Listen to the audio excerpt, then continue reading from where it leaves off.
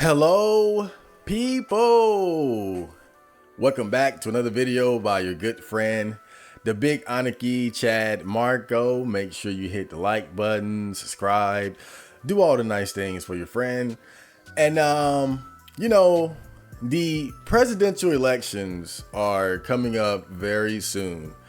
And I've been doing a lot of thinking, and I've decided that this is going to be the first time I vote in my entire life.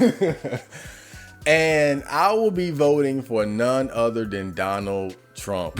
Oh God, oh no. Right? I'm exposing myself here. I'm putting myself out there as a black man who's gonna be voting for Trump. Niggas for Trump. So now, I know right now, Donald Trump is going through legal issues where, they just released a mug shot because he went to jail to be processed. Of course, he got right back out because he made bail. He's got multiple charges against him. And to be honest, I haven't really looked very deeply into that. Maybe I'll investigate that on the upcoming podcast. Yeah, he's going through some shit right now. And depending on, which side you subscribe to, some people say these are trumped up charges against him. Some say he participated in some wrongdoings. Either way, the fact is I'm voting for Trump. So why am I going to vote for Donald Trump? And if you don't want to watch this whole video, I'll sum it up very plainly for you. Joe Biden became president and everything got worse. Joe Biden became president and everything got worse. Have you ever seen the Evil Dead remake when I think the main character's sister has been possessed and the dog was killed? Basically shit was getting bad. And then the main character was like, everything's gonna be fine.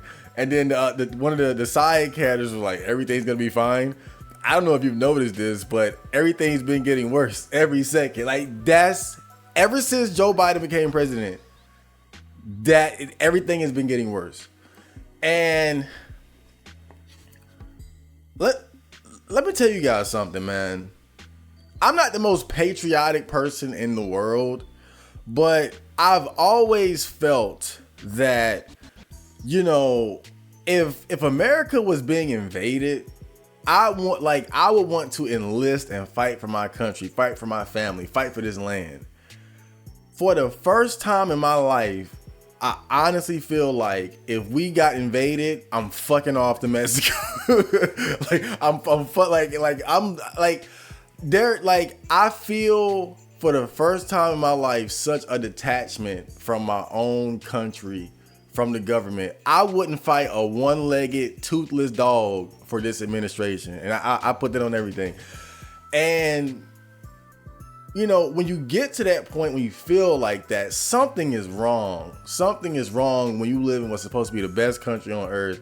And you don't even have the trust, love, and patriotism for it anymore that you would fight for it. But, I'm not going to sit here and just run my mouth about that, because I want this video to be about facts.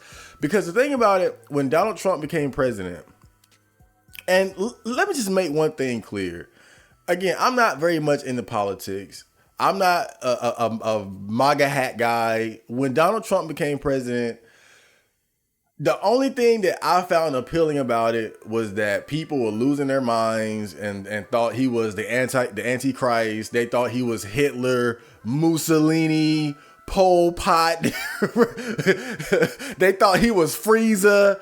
And I'm like, dude, there's no way he's going to be as bad as you guys think he is. And when I look back to, his presidency, most of the bad things were people not liking who he is as opposed to what he was actually doing that was affecting us. With Joe Biden, he's actually doing shit, or shit is happening that's actually affecting us. And that's the key difference that I noticed. Like I said, I'm not I didn't vote for Trump. I just thought it'd be funny if he won. Now I'm like, okay, I'll vote for him this time. But like I said, man, I don't want to fall into the trap of slinging shit like people did towards Trump. Where you try to downplay his character or attack his character as opposed to what he's actually doing. I'm not going to do that with Joe Biden. I'm not going to talk about his possible dementia, his crackhead son. I don't give a fuck about none of that shit. None of that shit. I care about what's happening to me and my family. So I'm hitting you guys with nothing but facts. And I have 6 bit points here as to why I'm voting for Donald Trump. And these are the things that got worse right after Joe Biden became president. So let's start here.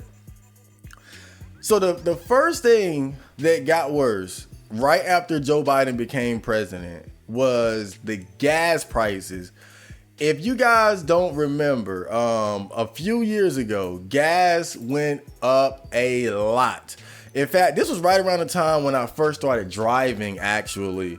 And it was funny because when I first started driving, gas prices were relatively normal, and then it spiked out of nowhere. So I'm gonna read some, and I'm gonna show parts of articles in here just to show you guys my sources. I'm not just pulling shit out of my ass. So it says here the national average was 64 cents higher a year ago and $1.33 higher at the peak in June 2020. So, and then it says here, what caused the gas prices to go up in 2022? Gas prices remain well below the painful levels of last year following Russia's invasion of the Ukraine and the spike in oil prices. Gas prices hit a record of $5.02 a gallon in June 22. So basically, the gas price spike of 2022, and I remember that vividly because, like I said, it happened right after I first started driving. And I was, for the first time in my life, because I always see my mom complain about gas, when I was a kid and shit like that. And that was the first time I actually experienced something like that. And so it was just like, whoa, what the hell is happening? Why did gas all of a sudden get so damn high? And soon after, not long after Biden became president, we had these issues with gas. And I remember somebody said something like, everybody blamed Biden for the gas price spike. Are you going to give him credit when it goes down? And I thought that was so stupid because it's like, look, if I rob you blind by causing the prices to go up and then lower them later, I still fucking robbed you. I still came up off your dumb ass. So, and then it says here on the Bureau of Transportation Statistics, record-breaking increases in motor fuel prices in 2022. So this is again talking about the gas price spike of 2022. From January to June 2022, the price of regular motor gasoline rose 49%, and the price of diesel fuel rose slightly more at 55%. Fuel prices have risen since declining in early 2020 during the economic recession and the period when many states adopted stay-at-home orders in response to COVID-19. Fuel prices declined from June to July 2022, but remained more than twice as much as their level in early 2020. So soon after that, the gas prices started climbing up. So that's one of the first things that I noticed during the Biden administration that affected me, my family, and a lot of people. And I can think back to the Trump administration, and when he was president, I wasn't seeing things like this. I was seeing sound bites of dumb shit that he said or shit people thought he was saying that was dumb. I wasn't saying, oh, I'm literally about to being robbed at the gas station every time I want to go somewhere. So the next one, and I put an asterisk on this one. To be fair, I put an asterisk on this one, but I'm going to make a case here. The war in the Ukraine. So after Biden becomes president, soon after that, the war in the Ukraine jumps off. Now, why is that significant? Why does that matter? And one thing you have to remember when Trump was president, and so many people were talking about the possibility of him colluding with Russia, he's colluding with Putin, and they rigged the election and this, that, and the third. And for all intents and purposes, it seems as if, for whatever reason, Trump and Putin had a okayish relationship. And I don't know if we can say the same about that and Biden. But again, why does this matter? So let's start talking about NATO here. So right here, you see that NATO-Russian relations, the facts. Since Russia began its aggressive actions against Ukraine, Russian officials have accused NATO of a series of threats and hostile actions. This webpage sets out the facts. Now, see, my understanding of why Russia has invaded Ukraine is still kind of iffy. It's something I'm still researching. But one thing that I see keep popping up is the fact that Russia is basically not on good terms with NATO. They see NATO, which is the North Atlantic Treaty Organization, that's America and its allies. They see NATO as a potential threat, and they don't want to be consumed by NATO, and they don't want to be in position where NATO will have an advantage over them. And the Ukraine has been positioning itself wanting to join NATO. Russia doesn't like that because Ukraine is next door to them. And so they look at the Ukraine joining NATO as a direct threat against their own sovereignty and what they have going on in their country. And do I know that as the absolute fact as to why that's why the war is happening? No. But this is just something that I keep seeing pop up as I research this. And so let's read some of this. Increased hostility and confrontation. This is talking about Russia and NATO. Putin, however, later abandoned the ideas of the European integration and Western democracy, turning instead to Eurasia movement and Putinism advertised as alternatives competing with the Western and European ideas espoused by many NATO countries. So here you see again, Putin is separating himself he's separating himself or has a separate ideology from the beliefs or ideas of the Western and European nations or the NATO countries.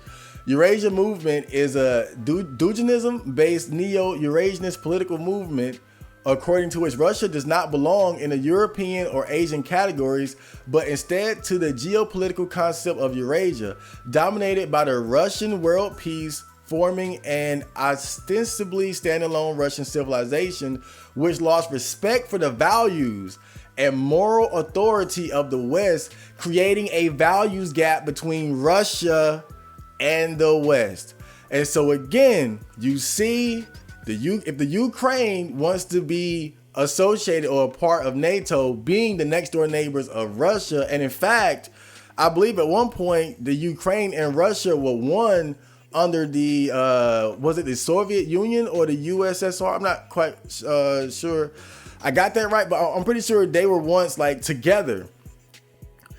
And so they see the Ukraine becoming a part of NATO as a direct threat to their values, and they don't want the values of the West and NATO to start invading their own. And that's part of the reason, or at least it's believed that's part of the reason why they have invaded the Ukraine. And so let's move up here. So I forgot what article I took this from, but this is very important. Now look, it says Trump's praise for the Russian president comes at a perilous geopolitical movement in Europe, where the Kremlin has amassed thousands of troops along the Ukrainian border. So yeah, this is after Russia has invaded Ukraine and Trump was talking about Russia and the Ukraine conflict. Already, Russian troops have invaded breakaway regions in eastern Ukraine, and the Kremlin recognized as autonomous earlier this week. That recognition, as well as the subsequent invasion by Russian forces, prompted the U.S. and its allies in Europe to impose what President Joe Biden called the first tranche of sanctions against Moscow. The comments from Trump also fit into a personal pattern of relatively warm rhetoric for Putin. So Trump was, again, on good terms with Putin, especially compared to the abrasive approach that the former U.S. president employed in dealings with NATO and other U.S. allies. Trump repeatedly refused to accept the conclusion of the U.S. intelligence community that Russia interfered in the 2016 presidential election, at one point telling reporters at a joint press conference with Putin that he had accepted the Russian president's assurance that the Kremlin had not been involved. So I'm not saying that Trump and Putin were buddy buddy, but look, it's saying clearly that compared to Biden, when you look at Trump, he had a favorable attitude towards Putin and a less than favorable attitude towards NATO and other U.S. allies. So as Putin, if Donald Trump is president, you feel a little bit more comfortable about your position in the world. Because, okay, well, he kind of sort of gets me, and he's not so hot with NATO when I'm not either. But then Biden gets in, and it's the exact opposite dynamic. That could be the straw that pushes the camel to go fuck the Ukraine in the ass. That's all I'm saying. Again, so but still, I put an asterisk on this one because I know that I'm kind of pulling at straws here, and I admit that. But again, I'm not some super political research guy. I'm a black dude in North Carolina that likes anime and makes rap music. And I have to do the best that I can. And this is another aspect of it that has affected my decision to vote for Trump. So next, rent is too damn high. Shit. Rent is too damn high. And this is another situation that has affected people that I know. This isn't a Biden did this, I'm upset at something he said or what he thinks, or he's a racist. No, this is something that is happening under his watch, and I feel it, or people around me feel it. And just as an example, I know that I have a friend, when he got his first apartment, when he first got there, the rent was I think $500. And then soon after that, it bumped up to $650. And so that was one of the first examples of me seeing rent going up affecting people that I know. But let's actually pull up some information here. Give me a second. So here it says the price of rent is up from last year. Here's how much it costs to get an apartment in Charlotte. So you guys know I live in North Carolina. I got some of these statistics from, based on what's happening in North Carolina. But this is something that's affecting America nationwide. I think also Canada too at this point. The average price of rent has gone up 28% since 2020. According to a new report, here's how much you have to make to afford an apartment in Charlotte. Again, Charlotte is a part of North Carolina. That's where I'm from. So this article here says rental prices continue to skyrocket across the U.S. The average monthly rent cost increased by 16% nationwide, according to an ABC 11 I-Team analysis of apartment list data. The increase was even higher in North Carolina. Since last year, the average cost of rent increased by 20% or $200 on average across the state. Just in the last 6 months, many areas of the state reported a 10% spike in monthly rent. The Asheville, Burlington, and Greensboro metro areas reported the largest increase in rent, with monthly prices increasing by more than 30% in each area since January 2020. January 2020. What happened in January 2020? What happened? That's literally the month. The month. Oh my God. Okay. And then, come on now, on January 20th, 2021, Biden was sworn in by the U.S. Chief Justice John Roberts as the 46th President of the United States, completing the oath of office at 11:49 a.m. All right, so I'm off by a year, 2021, but still close enough. I had to look it up real quick to make sure. Oh man, still close enough. God damn. Okay, so yeah, rent is too damn high.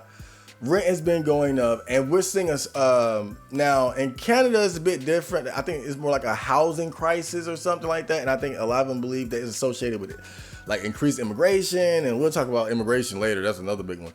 But the next one, this one hurt for real. General inflation. So basically the prices of a lot of goods and services have shot up. Man, when you go to the Dollar Tree And it's not the Dollar Tree anymore. It's the $1.25 tree. I remember you could go to Dollar Tree with $5 and get 4 things. You could get 4 snacks. You could get some chips. You can get some candy. You can get a honey bun, cake or something to drink. And that would come up to like $4.50, $4.60.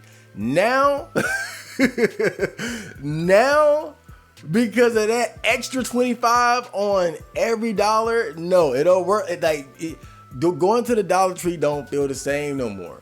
It don't feel the same. And of course, not just in the Dollar Tree, groceries in general. I remember, oh my God, oh no. I remember you could go to Food Lion and get a bag, like a big bag of frozen chicken nuggets for, I believe, like $3.69, $3.59, something like that. Right now, it's at about $5.99 on average, $6.50. I remember at Walmart, you could get a big ass bag of chicken nuggets, $10. Shit like $13 now. Twizzlers used to be, I think about $2, like $1.98 in Walmart, $2.50 now. Cups of like the price of food in general has just simply gone up. Oh my God, dude! You go to even fast food restaurants. Cookout used to have $1 menu, $1 for chicken nuggets, $1 for fries, $1 for hush puppies, $1 for this, $1 for that. Everything now that same list, $2 everything. So let me bring out some of the facts here. What is the current inflation rate in North Carolina? So it says CPI-U inflation 3%, 12 months prior 9.1%. Core CPI inflation 4.7%, 12 months prior 5.9%. National gas by gallon updated $3.84, 3.88 12 months prior. Okay, so let's look at this. First, some context, how inflation has pushed prices over the last 3 years. To understand the way grocery prices have been fluctuating in recent months, it's important to first understand the larger context of grocery pricing. Supermarket pricing has been a victim of inflation, of what's essentially a loss of purchasing power. In the last 12 months alone, prices have increased 4%, and last year set us up particularly poorly. Chloe Riley, executive editor of Supermarket News, a grocery trade publication, says that 2022 saw grocery costs increase at an almost unprecedented rate. According to the U.S. Department of Agriculture, prices for food at home rose 11.4% last year, and that's after spikes of 3.5% in both 2020 and 2021. In 2022, U.S. consumers saw the largest annual increase in food prices since the 1980s. In 2022, U.S. consumers saw the largest annual increase in food prices since the 1980s. That's a year after Biden got into the office. For context, pre-2020, the last grocery prices rose more than 4% in a year was in 2014, when they rose by 3.7%. Crazy. And this is one that I feel the most, because I go to the store a lot, I go to the grocery store, I go to fast food restaurants, and you see how the prices of everything have just jumped up.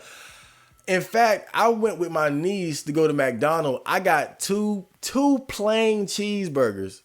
Plain. I didn't even want ketchup and pickles. It cost $4. You used to be able to get 2 plain cheeseburgers for $2 and some change, bruh. And I know I'm talking about fast food here, but this applies to pretty much groceries across the board. Pop-Tarts, chips, rice, meats is going up in general. And so look at this graph here. Inflation over 20 years, right? Now look, it shows everything every year from 1998 to 2022. Look at that spike right after 2020. Look at that. Look at that shit. This some shit out of a damn horror movie, bro. Like when you understand money And how much it hurt when shit costs more. Like, this is horrific. This is worse than Friday the 13th, Texas Chainsaw Massacre, Chucky. Like, this is horror. This is real life horror right here. Damn. What happened? Oh my God. So, next point. Crime. Crime has also gone up under the Biden administration. So let me pull something up. So after years of decline, crime rose during the COVID-19 pandemic, particularly violent crime. Using available but incomplete data, this analysis seeks to set out a clear and accurate summary of what is known so far about recent trends in crime and violence. While researchers have begun to identify some of the factors that may have contributed to this upward trend, it is far too soon to say with certainty why crime rose after 2019. This uncertainty itself should guide our understanding of crime trends today. It underscores the danger of jumping to conclusions, such as blaming specific, often newly implemented policies or reforms. Last, the analysis points to promising new solutions that may address some of the factors behind recent crime trends. I feel like this article that I pulled this from is probably like on some liberal leftist site, if I'm being honest, because I feel like they're trying to like justify the shit that's like, they're gonna tell you it got worse, but then they're gonna try to like, don't blame the Biden administration. don't blame these catch and release laws where people get out of jail right after being like, don't blame that. No, that's fine. At the outset, it's important to note that this analysis focuses on the most serious offenses known to law enforcement. Other visible social problems such as homelessness and less serious offenses such as shoplifting also affect perceptions of public safety and may be the subject of future analysis. So let's look at something else here. So this is on, I think, Brennan Center. It says crime in 2020. Crime rates changed dramatically across the United States in 2020. Most significantly, the murder rate, that is, the number of murders per 100,000 people, rose sharply by nearly 30%. The murder rate rose sharply by nearly 30% in 2020. This is right before Biden got into office. Assaults increased as well, with the rate of offenses rising by more than 10%. Both increases are connected to a broader surge in gun violence. More than 75% of murders in 2020 were committed with a firearm, reaching a new high. Cities that report data on shooting incidents, such as New York, saw significant increases in this form of violence as well. And so right here, you see crime in 2020 summary statistics. You see some crimes going down like rape, larceny, burglary, but in particular, the crimes have gone up: violent crime in general, murder, aggravated assault, motor vehicle theft. We're getting a lot of that in North Carolina too. So again, man, right around the time Biden becomes president, crime, I mean, dude, it's almost like it's like the Oblivion gates just opened. Like right as he's coming to become president, it's like the fucking Oblivion gates open, and then shit just keeps getting worse and worse and worse as we go along. And so the last point, and this is one of the bigger ones. I list this as immigration. I mean, is illegal immigration. So I'll tell you guys, man, I live in North Carolina, and you know, seeing a bus full of Mexicans is not something that I've never seen before throughout my years living here. But seeing 8 buses, 8 motherfucking buses of Mexicans in a Walmart parking lot, that's brand new. Never seen no shit like that. I'm seeing it every Sunday. These are fresh from Mexico Mexicans, bro. Fresh from Mexico.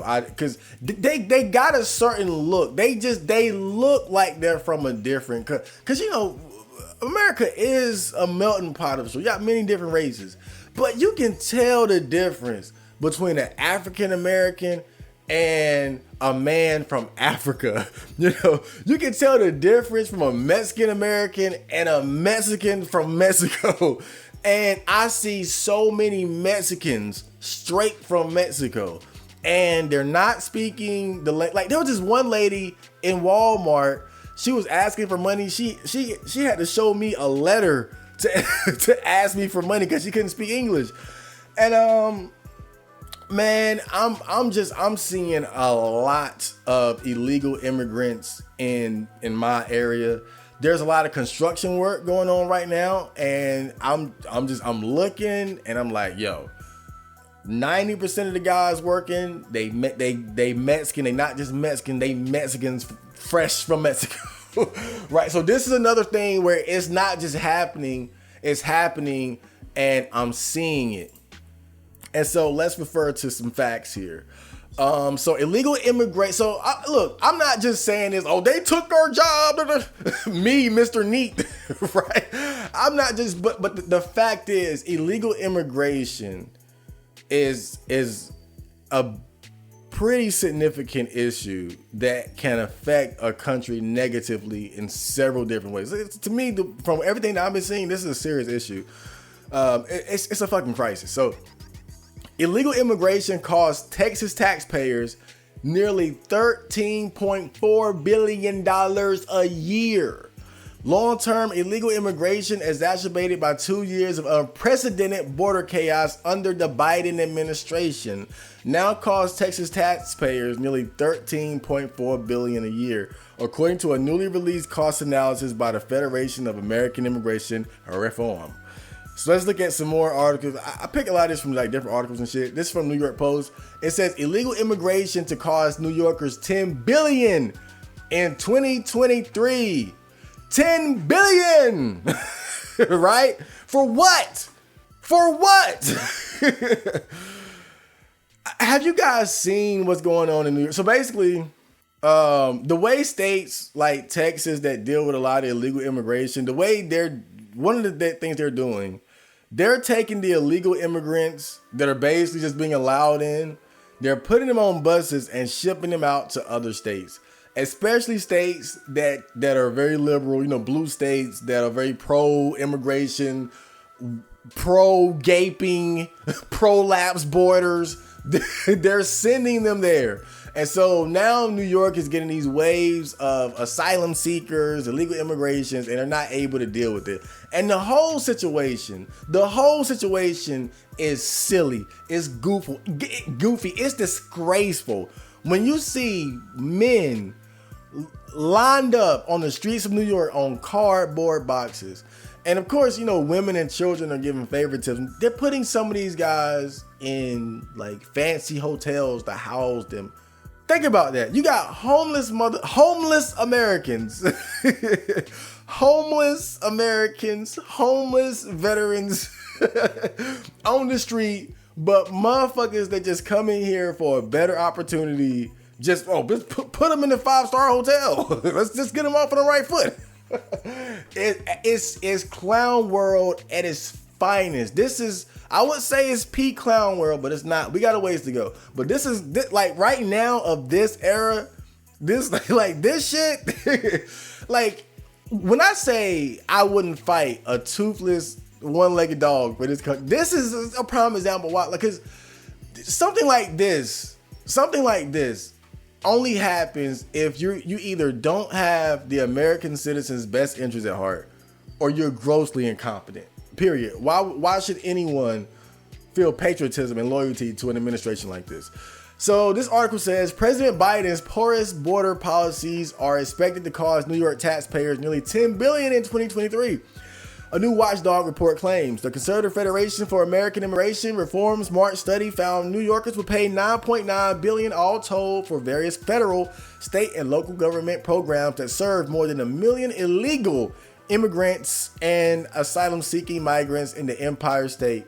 New York taxpayers will shell out $4.65 billion for education-related expenses, $3.5 billion for healthcare and welfare expenditures, including food assistance programs, and $1.75 billion for costs related to immigration-related law enforcement, such as caring for unaccompanied minors. The report breakdown states again, And see, it's the big question here to me is just like, why? Why? Why just let these motherfuckers in? And see, I'm not, I'm black. I'm black. I get it. Right? Like, you come from a country that's broke and fucked up. You barely got rights. I don't blame the people that's taking advantage of this situation. I think anyone in their shoes would do this. Say, who the hell is going to be like, well, it's not fair for me to just leave Mexico and just take advantage of this land of opportunity and wealth and money, and I can increase my lifestyle and standard of living tenfold. Nobody is going to, no, they're doing exactly what they should do. But it's on the country, it's on our government, the administration that's running things to make sure that that's not possible. It simply should not be possible. Any argument, I think most people who even attempt to argue in favor of shit like this, usually it's just some sad world's smallest violin bullshit of just, what about the kids? It's so hard over there and all that shit. Look, I don't give a fuck. Because, look, I'll put it like this, bro. I'll put it like this. Yes, America might be the most powerful country in the world, but we have more than our fair share of problems. If the ship is going to keep going, you got to make sure that you fix the bullshit that's going on before you just start loading people on. You know, I kind of look at it like a situation where it's like, if a ship is going down and it can only hold 500 people, yes, your heart goes out to the 2,000 that can't get on board. But if you try to force 1,000 up to 2,000 on the boat, the lifeboat, everybody dies. If we don't manage immigration correctly and wisely, it's only going to affect the country as a whole negatively. I'm not saying that immigration is a bad thing, but immigration is obviously something that has to be done wisely. It has to be done carefully. There should be a process. There should be standards. There should be background checks. There should be a limit. And see, one thing that people have to understand is like, because obviously whenever you're talking about immigration, like issues of racism comes, oh, you just don't want the blacks, or you don't want these Mexicans. And what people have to understand is like, it's not even like a skin color thing as far as one of the issues. It's a cultural thing, right? Because one thing you have to understand is that when you have people coming from other cultures, with different beliefs and ways of life and things like that, they're bringing a lot of that with them.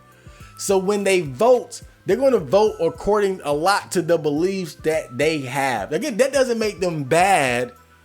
But what I'm saying is, as the people of any country that is dealing with immigration, you have to ask yourself, are you comfortable with people coming in by the hundreds of thousands and millions into your democratic society and voting according to beliefs they're dragging from another country, right?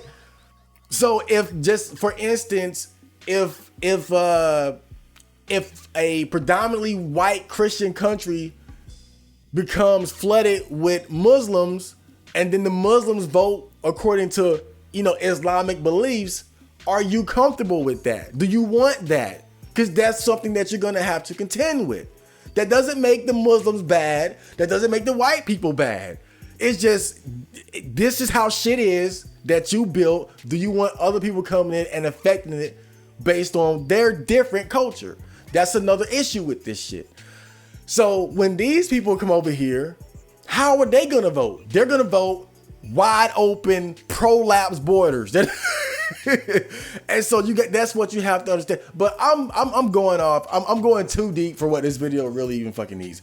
Let's continue. It also estimates that the border crisis is costing U.S. taxpayers more than $150 billion annually, a 30% jump since their 2017 study. So the amount of money that it's costing, that illegal immigration is costing, has jumped by 30% in recent years. Biden administration. But look, this has obviously been a big issue for years. This isn't like, I think it's getting worse, but it's not a new issue. Because if you remember, Trump was always talking about building a wall because he understood that this was an issue that a lot of people would get behind him for. Because a lot of Americans want not necessarily closed borders, but they want protected borders. They don't want wide open prolapse borders. The news comes as New York City Mayor Eric Adams and Governor Kathy Hochul are negotiating a 50-50 split payment to deal with the Big Apple's migrant crisis, which will reportedly cost residents $4.2 million over the next year. Hisner declared a state of emergency in October over the migrant influx as tens of thousands were being housed in taxpayer-funded facilities. Again, you have to ask, why? For what? Look, this is like, okay, I live in a home where it's 4 people living here, right? This is like me going to the shelter, adopting 6 pit bulls, bringing them in the house, and letting them fuck and breed. Now we got 30 pit bulls, and I'm just like, this is fucked up, damn, but you gotta ask, why, nigga? Why you go to the pound and adopt 6 pit bulls that multiplied and turned into 30? It's sheer stupidity. It's either stupidity or there's a scheme behind it. I should say it's either stupidity or there's something else going on. I don't want to start throwing out conspiracies, but since Biden took office in January 2021, more than 1 million migrants have escaped custody after illegally crossing the U.S. border, according to Customs and Border Protection. FAIR President Dan Stein told the Post the costs have been driven up by open border advocates at every level of the government. As America struggles to meet countless societal needs while facing the realities of our staggering $31 trillion national debt, the cost of providing for millions of people who have no legal right to be in the United States continues to grow at an alarming rate. The Libertarian Cato Institute criticized FAIR's 2017 report for having overestimated the total number of illegal immigrants in the U.S. by more than 1 million people. The think tank also faulted FAIR for including the costs of government benefits that extend to U.S.-born children of immigrants. New York became one of 11 so-called sanctuary states in 2017 when disgraced ex-governor Andrew Cuomo signed an executive order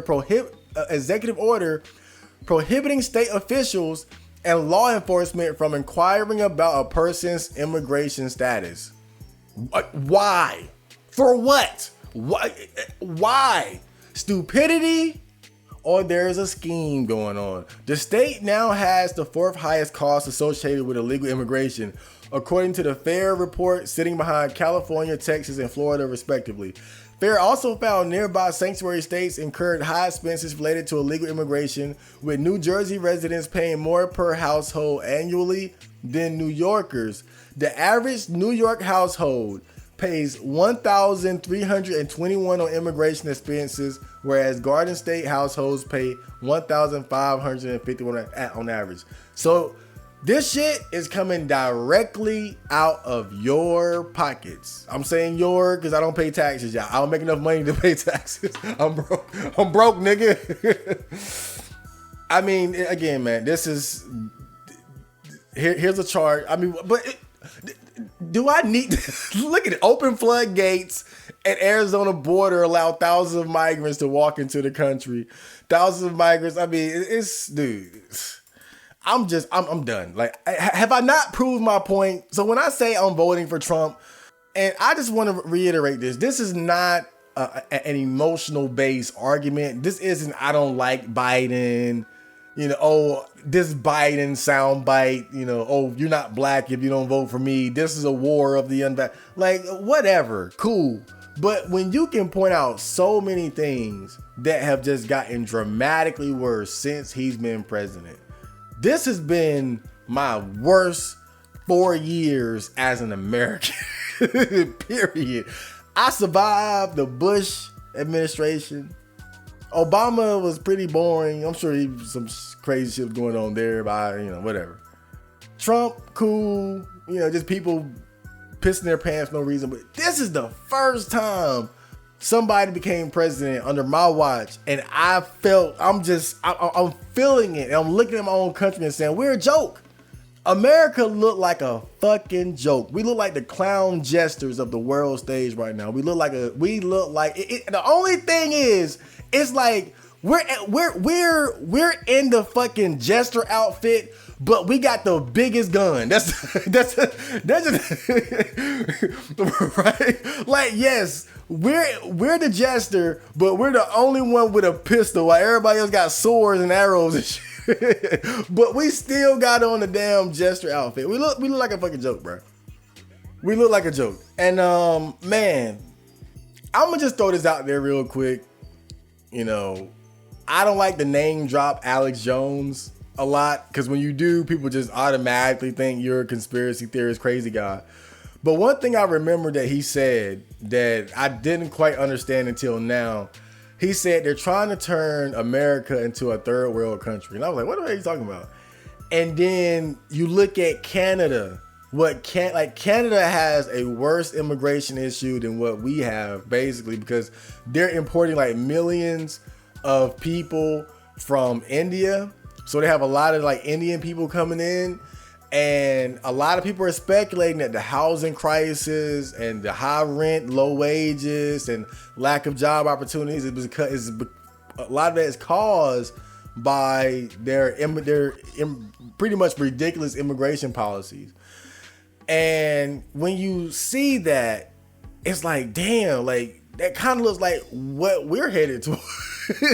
Right? Because you have massive immigration, crime going up, wages are stagnating. It's harder and harder to have a home of your own. Like, it's like, well, wait a minute. Like, it looks like first world countries are slowly declining in overall quality. Now, I'm not gonna say like we're a third world country now, but it's like I'm starting to see the process. And look, do I have any hope and believe that Trump is going to become president and just turn everything around? Fuck, I really don't. I gotta be honest, I really don't. But, I can't sit here and complain as a man with, at the very least, the power of his vote and not use it. If so many things are wrong that I clearly see, then the least I could do is vote in the manner that I believe is most likely to reverse or, at least curb some of these effects. And that's why I'm voting for Donald Trump. Again, I don't have high expectations, It's more like whatever. I'm just throwing my goddamn penny. I'm just throwing my penny in the damn well. That's it, pretty much. But yes, I'm voting for Donald Trump because the simple fact is Joe Biden became president and everything got worse. I hope you guys enjoyed that, and I will see you guys later. See ya.